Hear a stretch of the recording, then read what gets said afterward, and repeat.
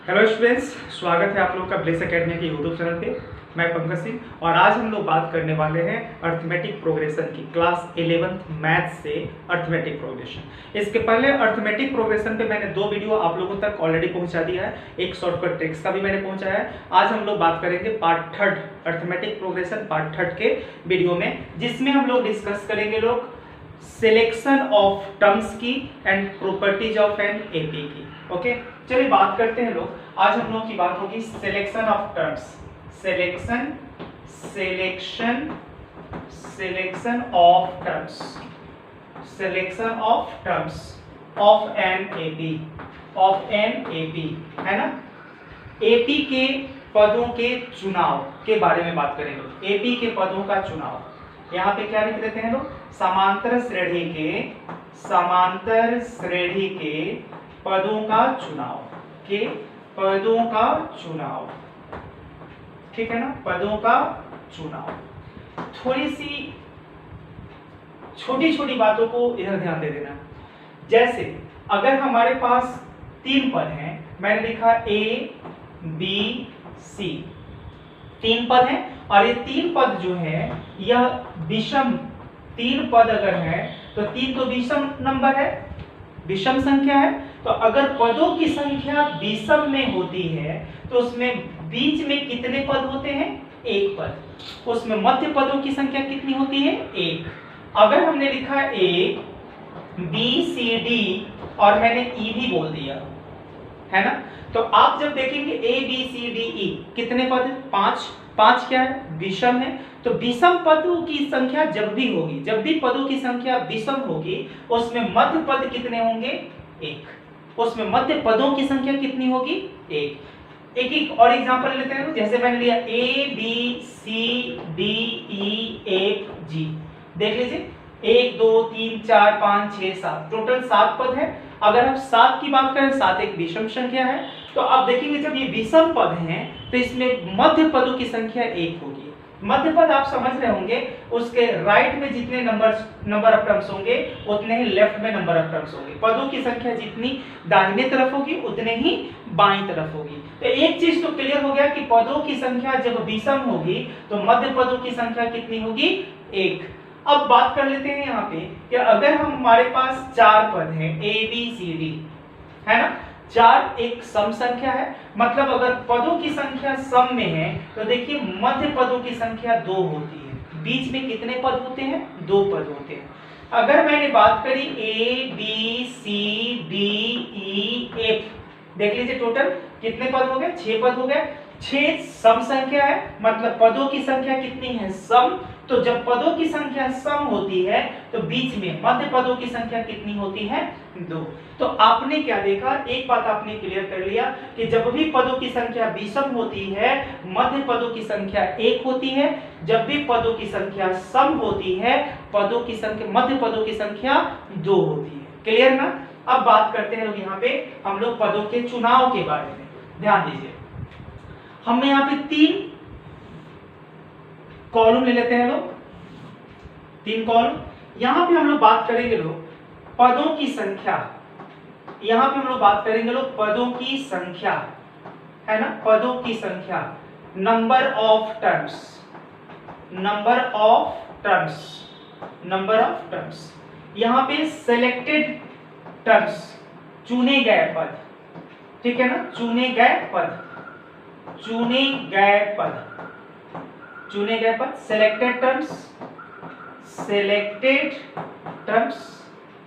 Selected terms, okay. और यहाँ पे ले लेंगे लोग सार्व अंतर। यहाँ पे क्या ले लेंगे लोग? सार्व अंतर, जिसको आप इंग्लिश में बोलते हैं कॉमन डिफरेंस। क्या बोलते हैं? कॉमन डिफरेंस, है ना। अच्छा, आप देखेंगे यहाँ पे अगर पदों की संख्या हमने 3 ले लिया तो 3 क्या है? विषम है कि सम है? विषम है, ऑड है। जब भी पदों की संख्या विषम होती है तो जो सार्व अंतर होता है वो फिक्स है, वो D होगा। जब पदों की संख्या विषम होगी तो सार्व अंतर क्या होगा? D फिक्स होगा। और जो मध्य पदों की संख्या की हम बात कर रहे थे, जब पदों की संख्या विषम होती है तो मध्य पद 1 होता है और वो एक मध्य पद हमेशा ए होगा। क्लियर? अब बात करते हैं, इसके पहले के वीडियो में मैंने आपको बताया है, जब एपी मैंने आपको पढ़ाया तो मैंने बताया कि जैसे जैसे एपी अर्थमेटिक प्रोग्रेशन में हम बाईं से दाईं तरफ, from left to right move करते हैं, जैसे जैसे हम बाईं से दाईं तरफ जाते हैं हम डी ऐड करते हुए जाते हैं, ठीक है। और जैसे जैसे हम दाएं से बाईं तरफ आते हैं तो हम डी को माइनस करते हुए आते हैं। क्रमिक पदों को प्राप्त करने के लिए बाएं से दाईं तरफ क्रमिक पदों को प्राप्त करने के लिए डी जोड़ते हैं, लेकिन दाएं से बाईं तरफ क्रमिक पदों को प्राप्त करने के लिए डी को माइनस करते हैं। तो यहाँ पे सार्व अंतर हमारे पास कितना हो गया, डी। मध्य पद पता चल गया, 3 हमको पद लेने हैं, तो एक पद हमारे पास इसके दाहिने होगा और एक पद इसके बाएं होगा। दाहिने जाएंगे तो डी को जोड़ेंगे तो हो जाएगा a प्लस डी, और बाएं आएंगे तो डी को हम लोग क्या करेंगे, माइनस करेंगे a माइनस डी। क्लियर ना? अब ध्यान दीजिए, अगर हमने पद यहाँ पे ले लिया 5, देख लीजिए 5 भी क्या है, विषम है। 5 पदों की संख्या अगर विषम है तो सार्व अंतर क्या होगा, डी होगा। मध्य पद क्या होगा, फाइनली ए होगा। अच्छा, दाहिनी तरफ जब हम बढ़ेंगे लोग तो डी को ऐड करेंगे लोग, तो ए प्लस डी, और उसकी आगे वाला टर्म होगा ए प्लस 2डी, फिर डी ऐड हो जाएगा तो 2डी।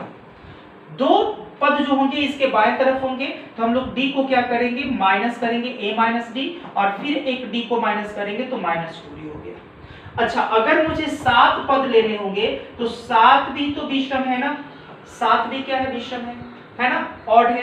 तो यहाँ पे सार्व अंतर जो कॉमन डिफरेंस होगा वो कितना होगा, डी होगा, और मध्य पद कितना होगा, ए होगा, है ना। और जैसे जैसे बाएं से दाईं तरफ जाएंगे लोग, डी को जोड़ेंगे लोग, तो क्या हो जाएगा, a प्लस डी, डी जोड़ दिया मैंने, फिर डी जोड़ देंगे a प्लस 2डी, फिर एक डी जोड़ेंगे a प्लस 3डी।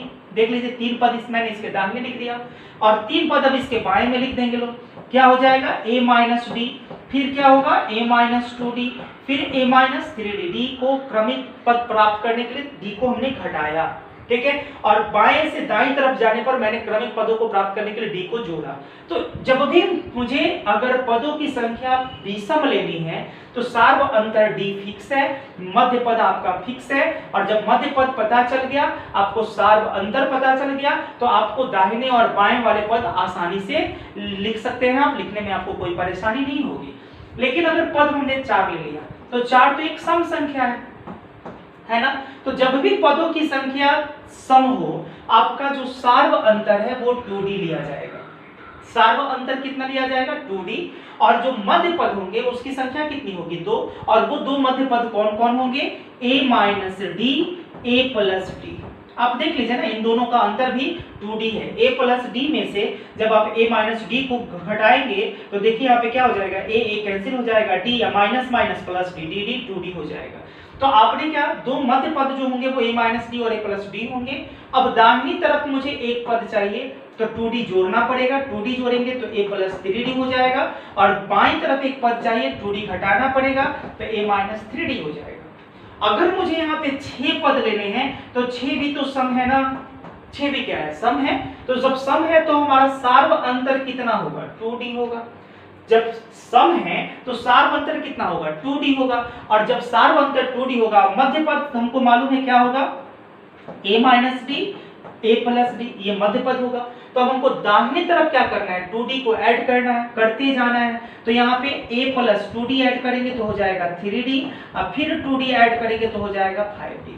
चलिए बाएं तरफ पे क्रमिक पद मुझे निकालने हैं तो क्या हो जाएगा, a माइनस 3d हो जाएगा, और देख लीजिए यहाँ पे a माइनस कितना हो जाएगा, 5d हो जाएगा। 2d माइनस किया, 2d माइनस किया तो 3d, फिर 2d माइनस किया तो 5d। इस तरह से यहाँ पे डॉट डॉट मैंने कर दिया, और इस तरह से हम लोग जितने भी पद चाहें उतने पद प्राप्त कर सकते हैं। मतलब क्या कि अगर मुझे यहाँ पे अगर 9 पद लेने हो तो 9 तो सम है यहाँ पे कि विषम है, विषम है, 9 तो विषम है। अच्छा, तो सार्व अंतर कितना हो जाएगा, यहाँ पे सार्व अंतर क्या हो जाएगा, फटाक से बता देंगे कितना भाई, d हो जाएगा। अरे जब पदों की संख्या विषम है तो हम खटाक से बताएंगे सार्वंतर कितना होगा, डी होगा। मध्य पदों की संख्या कितनी होगी, 1 होगी, और वो मध्य पद कौन होगा, ए होगा। नहीं, अब इसके दाहिने 4 पद हमको प्राप्त करने और इसके बाएं 4 पद प्राप्त करने होंगे। बाएं में 4 पद, दाहिने में 4 पद, 4 4 8 और 1 हो जाएगा 9। दाहिने 4 पद प्राप्त करने के लिए डी को ऐड करते हुए जाएंगे और बाएं तरफ के जो क्रमिक पद हैं उनको प्राप्त करने के लिए डी को माइनस करेंगे। अगर मुझे 101 पद चाहिए तब भी हम बता सकते हैं, 1001 पद चाहिए तब भी बता सकते हैं। तो इस तरह से हम अरिथमेटिक प्रोग्रेशन में जो पदों का चुनाव किया जाता है उन चीजों को सीख लिया। अब हम एपी में अगर 4 पद या 5 पद या 7 पद अगर चुनने हो, सेलेक्ट करने हो, तो मुझे रट्टा मारने की जरूरत नहीं है। हम इसके आधार पे आसानी से इसको समझ सकते हैं, याद रख सकते हैं और लिख सकते हैं। ओके, आइए बात करते हैं अरिथमेटिक प्रोग्रेशन के गुण की, प्रॉपर्टीज ऑफ एन एपी। समांतर श्रेणी के गुण, क्या बात करेंगे लोग? समांतर श्रेणी के गुण, ठीक है ना, समांतर श्रेणी के गुण। अब चलिए, एक्चुअली इस वीडियो में, इस क्लास में हम हिंदी और इंग्लिश दोनों का यूज कर रहे हैं कि हिंदी वालों को भी अंग्रेजी की जरूरत है। आप अंग्रेजी की आदत डालें धीरे धीरे धीरे धीरे, ठीक है ना, ताकि आपको बहुत आसानी हो, आपको समझने में आगे की पढ़ाई को सहूलियत हो, ठीक है ना। क्योंकि जो भी अच्छे किताब हैं, जो भी स्टैंडर्ड किताब हैं, वो अंग्रेजी में आपको मिलेंगे, इंग्लिश में मिलेंगे। तो इसलिए थोड़ी थोड़ी अंग्रेजी की आदत डालनी पड़ेगी। जो सीबीएसई के स्टूडेंट्स हैं वो हिंदी को तो बहुत बेहतरीन तरीके से समझ नहीं पाएंगे, लेकिन कॉन्सेप्ट वो आसानी से समझ सकते हैं। तो अगर आप सीबीएसई के स्टूडेंट हैं तो सिर्फ कॉन्सेप्ट को फोकस करें, लैंग्वेज पे फोकस मत करें। अगर आप बिहार बोर्ड के स्टूडेंट हैं तो फिर आप देखिए, आपको बहुत अच्छी तरह से समझ में आएगी। हिंदी इंग्लिश दोनों मिला के बता रहे हैं, इंग्लिश में पढ़ा रहे हैं, है ना। चलिए, properties of an AP. Properties of an AP में यहाँ पे क्या बात करनी है हम लोगों को, देख लीजिए।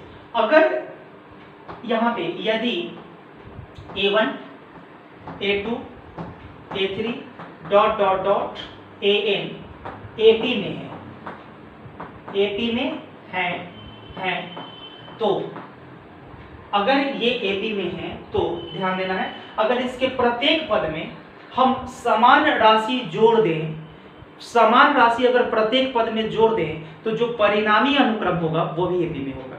अगर समान राशि हम घटा दें तब भी जो परिणामी अनुक्रम होगा वो AP में होगा। अगर समान राशि से हम गुणा कर दें तब भी परिणामी अनुक्रम AP में होगा। और अगर परिणामी राशि, अगर हम प्रत्येक पद में हम समान राशि से भाग दे दें, लेकिन वो जिससे भाग देंगे वो संख्या अशून्य होना चाहिए, शून्य नहीं होना चाहिए। आपको पता है ना, कभी भी शून्य से भाग संभव नहीं है। अब ध्यान दीजिए, यहाँ पे मैंने क्या बोला कि अगर हम A1 को अगर k के साथ ऐड करें, A2 को भी k के साथ ऐड करें, या यूं कहें कि हम A3 के साथ k ऐड करें, ठीक है ना, सबके साथ अगर हम बराबर राशि ऐड कर रहे हैं, AN प्लस k भी AP में होंगे। देख लीजिए, तो जो अनुक्रम होगा वो भी क्या होगा, AP में होंगे। अगर हम सब में से बराबर राशि घटा देते हैं तब भी जो अनुक्रम आएगा, जो परिणामी अनुक्रम होगा वो भी AP में होंगे। Clear?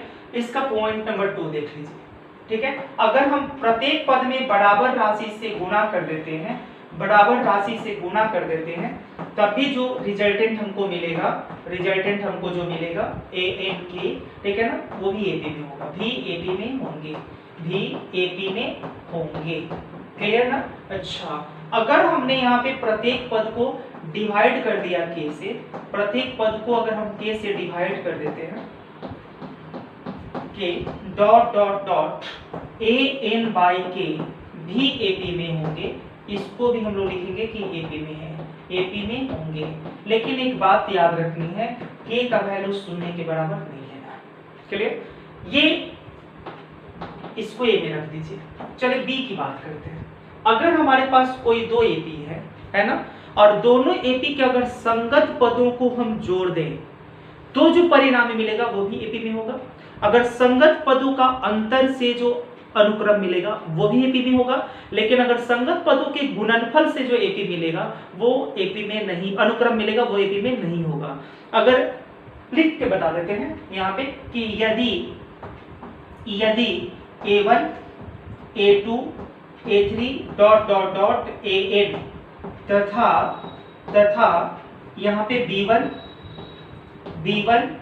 B2, B3 dot dot dot BN दो AP हैं, दो समांतर श्रेणी हैं, दो समांतर श्रेणी हैं हो कर देते हैं, समांतर श्रेणी हो तो ध्यान दीजिएगा यहाँ पर पहला point, A1 plus B1 comma A2 plus B2 comma A3 plus B3, यहाँ पे dot dot dot AN plus BN भी AP में होंगे, भी AP में होंगे, भी AP में होंगे।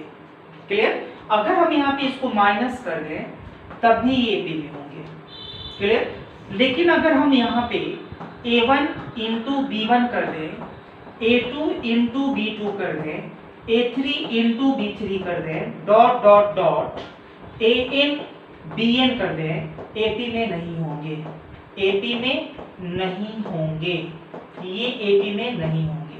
अगर हम यहाँ पे देख लीजिए कॉरेस्पॉन्डिंग टर्म्स, इसके कॉरेस्पॉन्डिंग टर्म्स को इसके कॉरेस्पॉन्डिंग टर्म से भाग देते हैं, A1 by B1, A2 by B2, A3 by B3, dot dot dot, ठीक है ना, dot dot dot AN by BN AP में नहीं होंगे, भी AP में नहीं होंगे, भी AP में नहीं होंगे।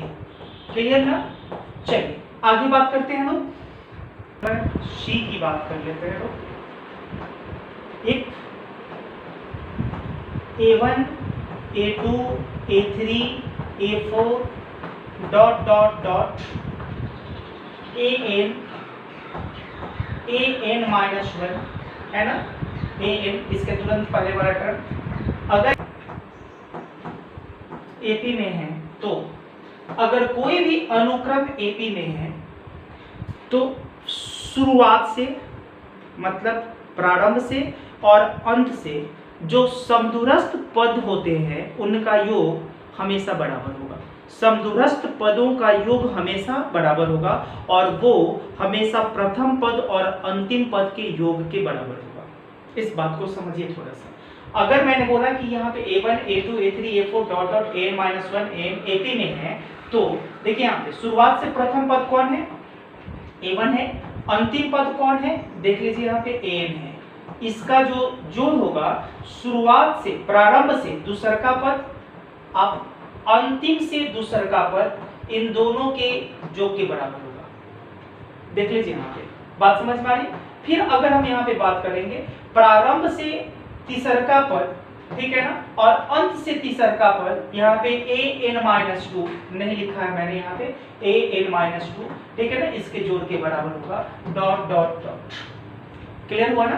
प्रारंभ से और अंत से जो समदूरस्थ पद होते हैं उनका योग हमेशा क्या होता है, बराबर होता है। तो यहाँ पे लिख देते हैं कि कोई अनुक्रम AP में होगा यदि अनुक्रम में प्रारंभ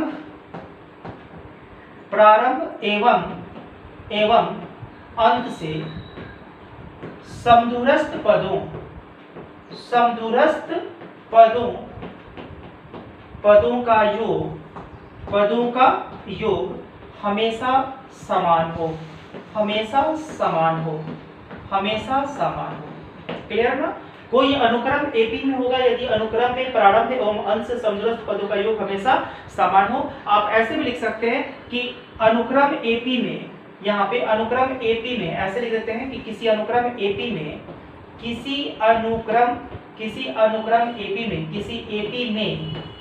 ठीक है ना, AP में प्रारंभ एवं अंत से समदूरस्थ पदों का योग हमेशा समान होता है ना, होता है। और ये मान प्रथम पद और अंतिम पद के योग के बराबर होता है। और ये मान प्रथम पद एवं अंतिम पद के योग के बराबर होता है। अंतिम पद के योग के बराबर होता है, योग के बराबर होता है। क्लियर ना? तो चलिए आज की इस वीडियो में मैंने आप लोगों को बताया selection of terms of an AP, किसी समांतर श्रेणी के पदों का चुनाव कैसे करते हैं उसका टेक्निक सिखाया और समांतर श्रेणी का गुण बताया। इसके बाद की वीडियो में हम आप लोगों को लेकर आएंगे some of n terms of an AP और इसके बाद एपी के लगातार, चूंकि एक लंबा इंटरवल हो गया, एक बड़ा गैप हो गया, बड़े लंबे इंटरवल के बाद हमने आप लोगों के लिए एपी का मैंने आप लोगों को वीडियो आप लोगों तक पहुंचाया है, अपलोड किया है। लेकिन इसके बाद आप लोगों का जो 11th का टॉपिक है उसके लगातार वीडियोज आप लोगों तक आएंगे। आप लोग इसको ज़्यादा से ज़्यादा लाइक करें, शेयर करें, अपने दोस्तों तक इसको पहुँचाएं ताकि वो लोग भी लाभान्वित हों। निःशुल्क है, इसका कोई चार्ज नहीं है, इसलिए आप खुद इससे लाभान्वित हो और लोग औरों को भी इससे लाभान्वित करें। ठीक है, तो मिलते हैं फिर नेक्स्ट वीडियो में नए टॉपिक के साथ। Thank you.